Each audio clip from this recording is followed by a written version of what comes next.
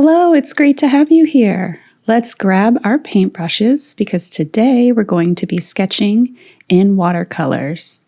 As you can see, my sketchbook is much bigger than I normally have. It's my watercolor sketchbook. It's called Reflections, and I got it from my neighborhood art store. I also have this set of watercolors I got for Christmas. I'll link it down below. And I'm not using my mini sketchbook because it is much thinner paper and it doesn't hold watercolor well. This paper has a grain to it. So if you don't have a watercolor sketchbook, you can still do this on watercolor paper, or you could see how it goes in your sketchbook. Just put a piece of paper under what you have. I don't want to recommend anything that's going to ruin your sketchbook, so just tread carefully here. And we're going to do something a little different. We're going to get messy. I want you to put your perfectionism aside if you can. I know I struggle with that a lot. And I want you to let yourself just be free with this. I encourage you to use any colors you like. We're just going to do some doodles. And I decided to start with some light stripes across the page because I wanted some sort of boundary for my doodles. You don't have to do stripes. You could do squares, circles. You don't even have to have an underlayer of color. But again, I use this as a way to not be afraid of the blank page. Once I got to the end, since I had so much water on my paper, I had to clip it because it will warp and bend the paper. And that's why you have to be careful what sketchbook you use. So I don't want to give you too much instruction this time because this is all about using your intuition and enjoying the process. So I want you just to think of some shapes or doodles or whatever you have at the top of your head and just go for it. I'm starting here with some zigzag lines, and I decided to stick with colors that I used for the stripes. You use whatever you like. You use your favorite colors. If you stick with me till the end, I'll show you another version of this page that I did using different doodles and different colors. I want to encourage you not to worry about making the straightest lines or the most perfect circles, just to enjoy the process. This may not be the prettiest page you end up with, and you may not like it at all, but hopefully you'll have a lot of fun and you'll relax and you'll learn something new. I know I did. When I first started my painting journey, I really didn't keep sketchbooks, and I think that was because I lacked ideas and I was also afraid of my outcomes.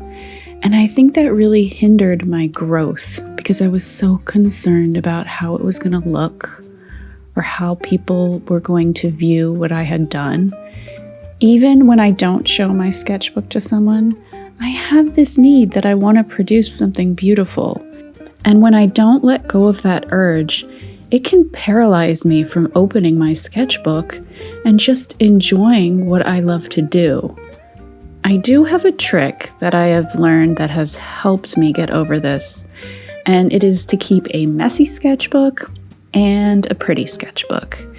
And you use your messy sketchbook for everything under the sun, any crazy idea you have, and you try things out. And when one of those things works, you go to your pretty sketchbook and you do it again. For the most part, you only see my pretty sketchbook. I've tried the idea once or twice, and I'm doing it again for you. This time, I did not try this idea. I am doing it for the first time because I want you to know that I do this. Do you keep a messy sketchbook? Do you struggle with perfectionism? I'd love to know your stories, how you deal with negative self-talk when you're doing art.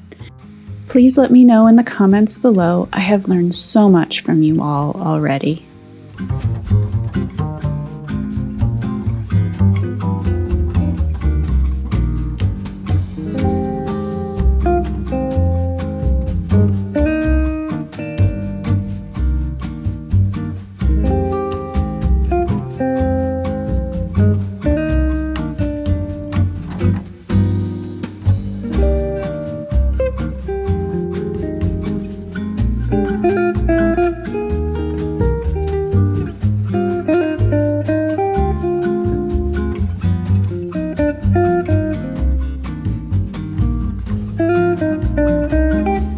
If you can't think of what doodles to put on your page, you can look around your desk, find shapes, find textures. Maybe the shirt that you're wearing has a cool design on it.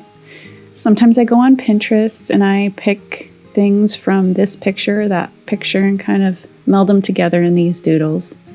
And sometimes I get paralyzed and I don't know what to draw.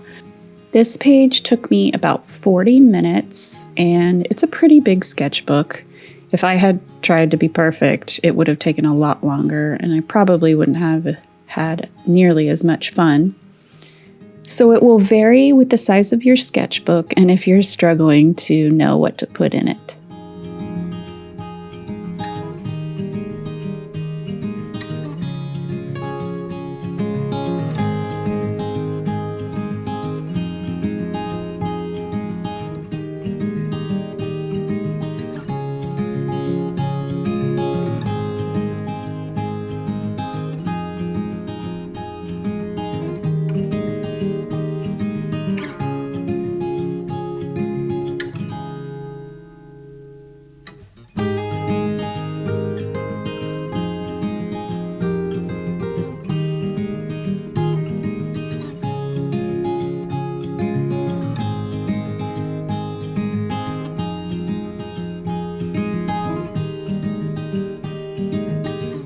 I think this kind of sketchbook page would also look great with different kinds of markers or pens, or definitely a combination of more than one of them.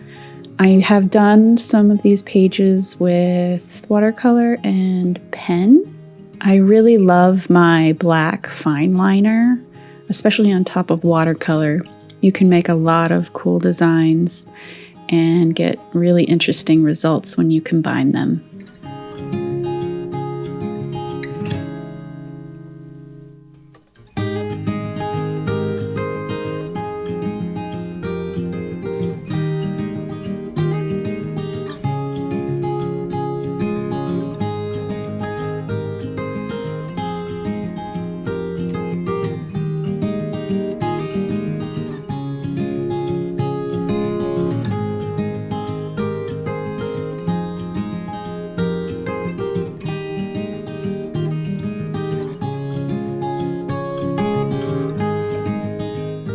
Thank you for joining me today. Before I show you the end result, here is the second messy watercolor page I did because I had so much fun with the first.